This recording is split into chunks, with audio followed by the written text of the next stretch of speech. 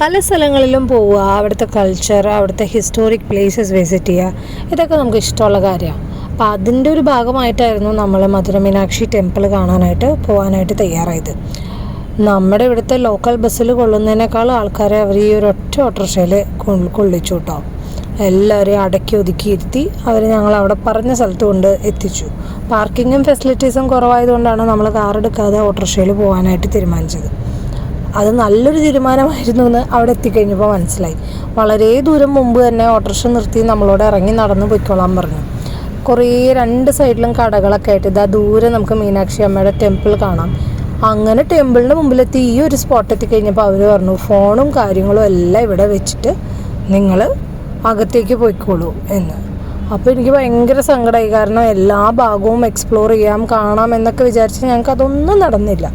ടെമ്പിളിൻ്റെ പരിപാടി കഴിഞ്ഞ് പുറത്തിറങ്ങി കഴിഞ്ഞപ്പോൾ നല്ല ജിഗിർദണ്ഡയുടെ ഷോപ്പും കാര്യങ്ങളൊക്കെ കണ്ടു. അങ്ങനെ അതെല്ലാം കഴിച്ച് ഞങ്ങൾ ഡേ വൈൻഡപ്പ് ചെയ്തു. പതുക്കെ നമ്മൾ തിരിച്ചു ഒരു ഓട്ടോറിക്ഷ പിടിച്ച് നമ്മുടെ ഹോട്ടലിലേക്ക് തിരിച്ചു പോയി. That was our day 2. യാത്രയുടെ ബാക്കി വിശേഷങ്ങൾക്കായി പേജ് ഫോളോ ചെയ്തിടാൻ മറക്കണ്ട. അടുത്തൊരു വീഡിയോയിൽ കാണുന്നവർ bye, take care and lots of love.